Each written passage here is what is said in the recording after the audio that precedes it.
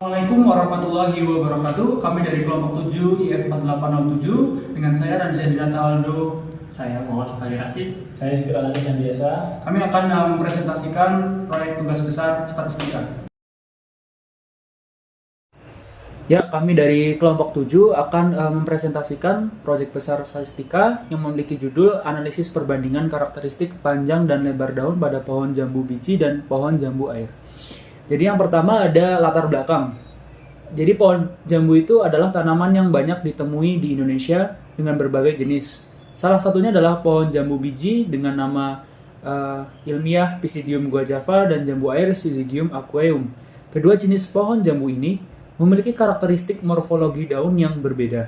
Untuk mendapatkan pemahaman yang lebih baik mengenai perbedaan morfologi antara kedua jenis pohon jambu ini, maka kami melakukan analisis terhadap dimensi daun yang di dalamnya termasuk panjang dan lebar daun, yang nantinya akan sangat membantu dalam membedakan karakteristik kedua jenis daun pada pohon jambu biji dan air. Dalam penelitian ini, dataset yang kami gunakan ini berfokus pada perbandingan dimensi daun dari kedua jenis pohon. Analisis ini bertujuan untuk mengetahui apakah terdapat perbedaan yang signifikan antara kedua jenis pohon dari segi ukuran daun. Yang kedua, ada dataset yang akan dianalisis. Dataset yang digunakan dalam penelitian ini meliputi data morfomorik daun dari dua jenis pohon jambu, yakni pohon jambu biji dan pohon jambu air. Dan yang ketiga, setiap sampel daun pada kedua jenis pohon diukur berdasarkan variabel panjang daun dan lebar daun dalam ukuran cm. Kemudian ada proses pembuatan dataset. Langkah pertama adalah kami melakukan pengumpulan sampel dengan mengumpulkan daun dari masing-masing jenis pohon jambu, yakni jambu biji dan air. Setiap jenis pohon diwakili oleh 100 sampel daun yang diambil secara acak, sehingga total keduanya adalah 200 daun, untuk memastikan keterwakilan data. Dan langkah kedua, melakukan pengukuran variabel. Panjang daun diukur dari ujung pangkal hingga ujung daun menggunakan penggaris konvensional dengan akurasi 0,1 cm. Dan yang kedua ada lebar daun diukur pada bagian terlebar menggunakan alat yang sama. Langkah ketiga, melakukan perekaman data. Data pengukuran dicatat secara sistematis dalam tabel dengan kolom untuk jenis pohon, panjang pohon, dan lebar daun. Dan yang keempat, ada validasi data. Data yang menunjukkan pengukuran tidak wajar atau biasa disebut outlier, kami periksa kembali dan jika perlu kami eliminasi. Dataset akhir disusun dalam format yang siap untuk dianalisis secara statistik menggunakan perangkat lunak seperti Microsoft Excel atau RStudio. Dengan metode ini, kami mengharapkan dataset yang dihasilkan memiliki keandalan tinggi untuk dianalisis, sehingga dapat menghitung pengambilan kesimpulan mengenai perbedaan dimensi daun antara pohon jambu biji dan air. Untuk selanjutnya, sesi kedua adalah analisis data. Kami serahkan kepada rekan saya, Vivaldi Rashid. Baik, untuk bagian analisis data, yang pertama adalah statistical descriptive data. Dalam statistical descriptive data ini, kita mencari itu modus, median, mean, minimum, maksimum, range, simpanan baku, dan variansi dari jambu biji dan jambu air. Nah, dari data ini, kita analisis bahwa nilai simpangan baku dan variansi dapat disimpulkan bahwa data panjang daun memiliki penyebaran yang lebih besar dibandingkan dengan lebar daun dari masing-masing jenis pohon jambu. Selanjutnya adalah visualisasi data. Yang pertama ada visualisasi data dalam bentuk histogram. Dari histogram ini dapat kita analisis bahwa histogram menunjukkan data panjang daun yang relatif mendekati distribusi normal. Nilai skewness 0,11 sangat kecil dan mendekati 0. Skewness positif menunjukkan bahwa beberapa data panjang daun memiliki nilai yang sedikit lebih besar dari data rata, namun perbedaannya tidak signifikan. Selanjutnya adalah histogram lebar daun jambu biji. Histogram menunjukkan data lebar daun yang mendekati distribusi normal. Nilai skewness 0,06 sangat kecil dan mendekati 0. Skewness positif ini menunjukkan bahwa beberapa data lebar daun memiliki nilai yang sedikit lebih besar dari rata-rata, namun perbedaannya tidak signifikan. Selanjutnya ada histogram panjang daun jambu air. Histogram menunjukkan data panjang daun yang cenderung mendekati distribusi normal dengan nilai skewness negatif 0,17. Nilai skewness negatif yang kecil ini menunjukkan bahwa distribusi hampir simetris, tetapi sedikit condong ke arah kiri, menandakan bahwa adanya beberapa data yang sedikit lebih kecil dari rata-rata. Selanjutnya ada histogram lebar daun jambu air.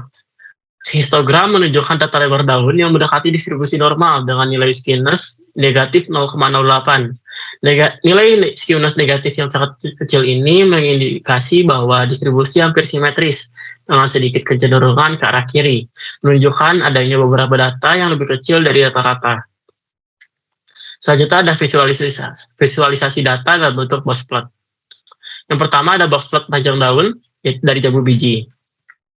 Box plot menunjukkan distribusi data panjang daun jambu biji dengan nilai minimum 12,5 dan maksimum 16,9. Nilai kuartil pertamanya adalah 13,325, nilai mediannya atau Q2-nya adalah 14,6, dan nilai kuartil ketiganya adalah 15,8, memberikan AQR-nya sebesar 2,475. Tidak ada data yang berada di luar batas kiri dan pagar kanan, sehingga tidak ada outlier yang terdeteksi. Distribusi data terlihat simetris dengan median yang mendekati tengah antara Q1 dan Q3.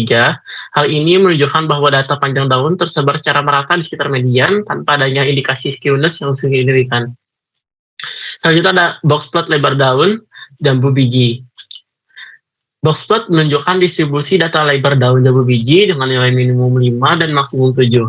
Nilai kuartil pertama adalah 5,5, nilai mediannya adalah 6, dan nilai kuartil ketiganya adalah 6,575, menghasilkan interquartile range sebesar 1,075.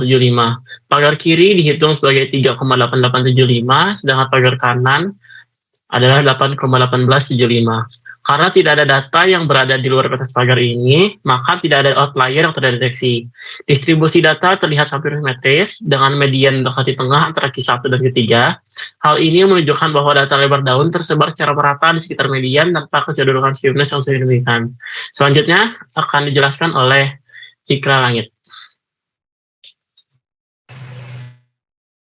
Oke, untuk box plot panjang daun untuk bagian jambu air, box plot menunjukkan distribusi data panjang daun jambu air dengan nilai minimum 15 dan nilai maksimum 20,9.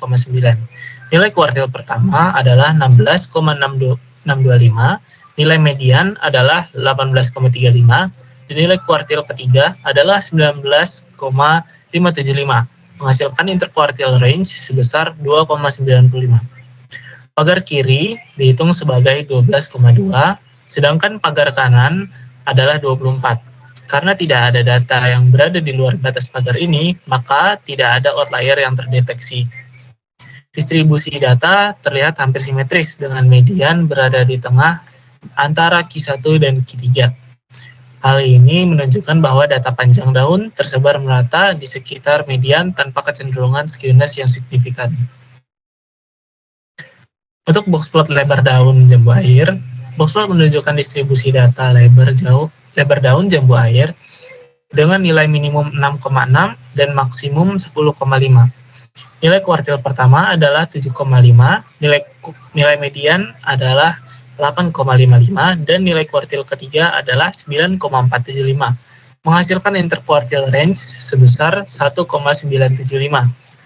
Pagar kiri dihitung sebagai 4,5375, sedangkan pagar kanan adalah 12,4375. Karena tidak ada data yang berada di luar batas pagar ini, maka tidak ada outlier yang terdeteksi. Distribusi data terlihat hampir simetris dengan median berada di tengah antara Q1 dan Q3. Hal ini menunjukkan bahwa data lebar daun tersebar merata di sekitar median tanpa adanya kecenderungan skewness yang signifikan. Selanjutnya adalah bagian scatter plot. Jika kita melihat scatter plot di sini, penyebarannya tidak teratur. Di sini korelasinya adalah minus 0,02 sekian, dan itu mendekati 0. Jadi korelasi antara panjang daun jambu biji dan lebar daun jambu biji mendekati 0, yang menandakan hampir tidak adanya hubungan linear yang signifikan antara kedua variabel. Untuk yang panjang daun jambu air dan lebar daun jambu air, korelasinya juga mirip, yaitu minus 0,2 sekian. Jadi korelasi antara panjang daun jambu air dan lebar daun jambu air mendekati 0, yang menandakan hampir tidak adanya hubungan linear yang signifikan antara kedua variabel.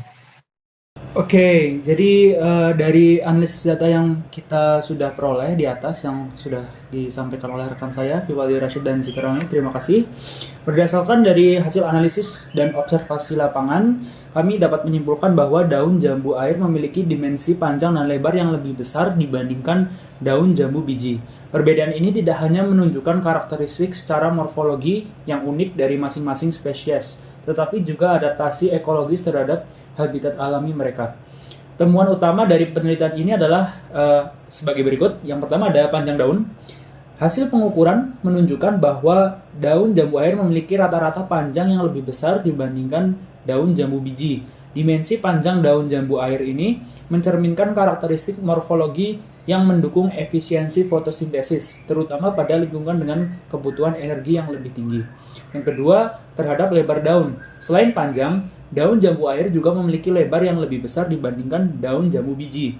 Lebar daun yang signifikan ini memberikan jambu air keunggulan dalam meningkatkan luas permukaan yang terpapar cahaya, memungkinkan proses fotosintesis yang lebih optimal. Sebaliknya, daun jambu biji dengan ukuran lebih kecil menunjukkan strategi adaptasi untuk efisiensi penggunaan sumber daya seperti air contohnya. Yang ketiga, terhadap variasi antar sampel. Variasi ukuran daun juga diamati antara kedua jenis pohon tersebut. Daun jambu biji cenderung lebih seragam dalam dimensi panjang dan lebar dibandingkan daun jambu air, yang menunjukkan bahwa jambu biji mungkin lebih terpengaruh oleh faktor genetik, sedangkan jambu air lebih dipengaruhi oleh kondisi lingkungan. Dan yang keempat, terhadap adaptasi lingkungan.